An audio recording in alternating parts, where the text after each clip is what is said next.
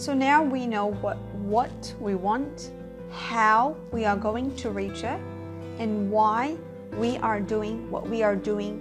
And every time we doubt ourselves, every time it gets too rough, too hard, too difficult, too anything, we remember our why, and we remember that anything deserving in life, it is not easy, and that there are going to be walls, brick walls that you are going to hit, and there are going to be rocks in your way which you're gonna stumble and fall over.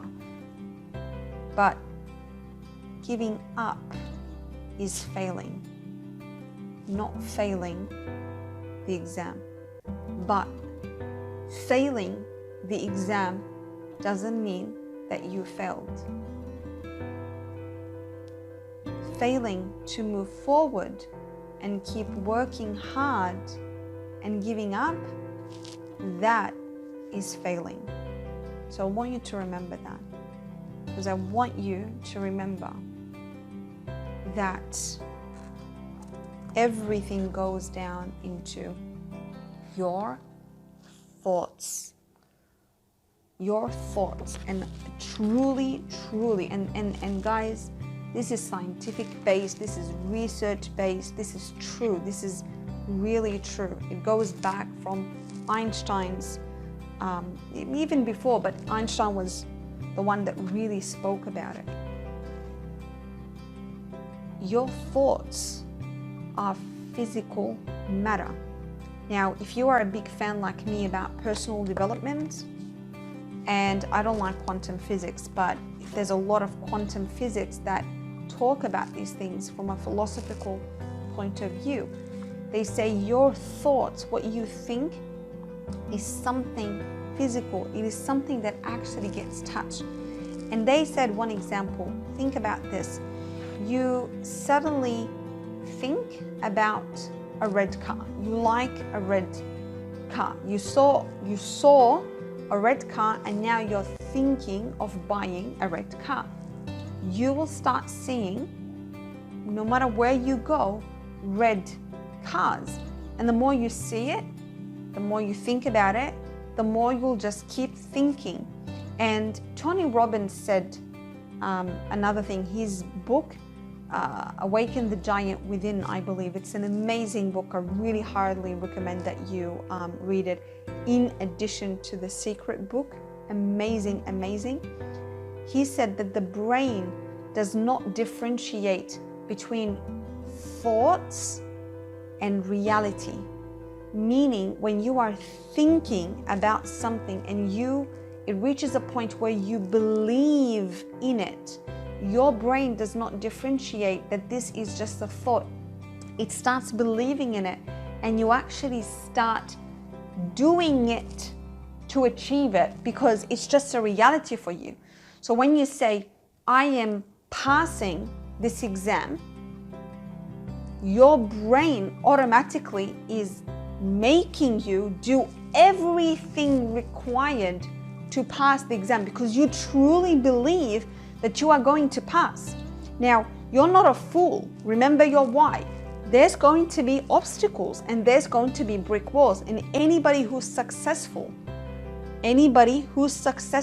knows that anything that they want is always going to be hard. And if it's not hard, that means it's not worth working for. If it's too easy, that's not a true goal. That's not a true dream. It's not a true achievement. Anything that is worth in life, it is hard, and there's going to be a lot of obstacles. So when you automatically believe, I am passing this exam, and I understand that it might not be from the first attempt, even though I am going to prepare myself fully. I am not going to go to the exam prepared half and say, well, it's because they told me I might not even pass the first attempt. No, you prepare yourself as if you are going to pass your exam, and you have in the back of your mind that there's always a chance. It becomes less. So instead of having a 50% chance of passing, failing, it becomes a 40%, 30%, 10%, up to a 5%. The more you are fully prepared, the less chances of you failing. Now, you remember all the ads about those bacteria? You know, it kills 99.9% of the germs, because there's no such, it's not like because that germ is a superhero. There's just no such thing as 100%. You will never go to the exam and say, I have a 100% chance of passing.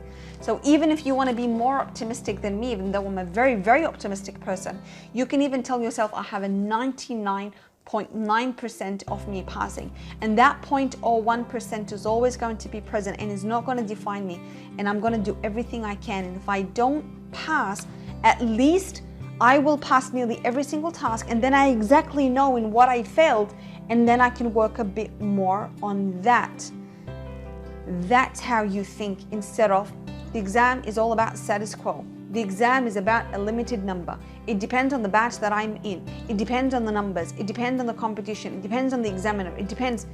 All of these are factors.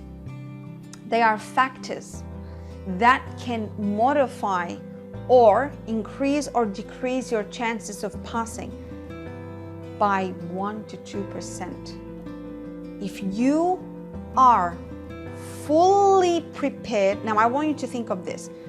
The more prepared you are, the more shield you have around you.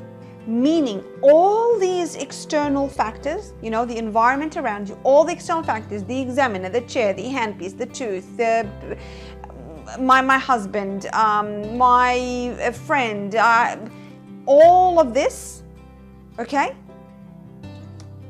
will not affect you that much because you have a very strong shield. The more they're banging the shield, the stronger you are, it doesn't really affect you. It might give you a scratch or a bend. If you are not fully prepared, it might find a loophole and bend or scratch or break you and break the shield. So think of it that way.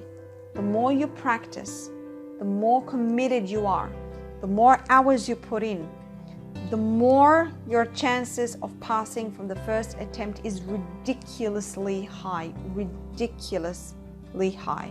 We've had a lot of people passing from their first attempt, but it was truly all the big pieces of the puzzle played together. So it is impossible to go and say that this person is going to make me pass, or if I follow this course is going to make me pass, or if I just read my criteria and read my book, I'm going to pass. It is literally a combination of all that. That's a 50%, and then the other 50, no, actually I would say 30%, 20 to 30%, and then the other 70 to 80%, it is literally how many hours are you putting per day? How many days are you putting per week? And how many weeks are you putting per month? And how many months are you putting per that year to be fully prepared for the exam? And you need to remember self-care, and you need to remember to take a break, and you need to remember that it's okay to fail in tasks, and you just keep doing it until you get it right. And that's where you can always lean on your mentors and your coaches. And you need to lean on your support person as well, your partner, your daughter, brother, sister, son, friend, study partner, colleague. You need to lean on someone as well. You need that support system, because like I said, it's a big exam. You need to look after yourself as well. So remember your thoughts. What you think, you become. I'll say it again. What you think, you become.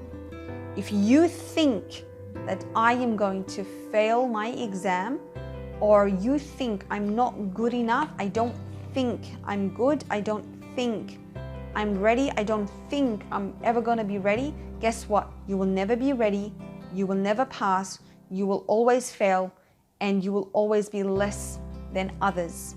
But if you think I'm going to pass, I don't know when, but I know I'm going to pass. And I always say this, it's not if I pass, it is when I pass. You will pass eventually. I have seen 99% of the people that I know across the years that I have been through this, eventually they have passed. Some of them took them 5 years, and some of them within literally 3 months. They've all had their own journeys, but they passed. So that's where you want to think.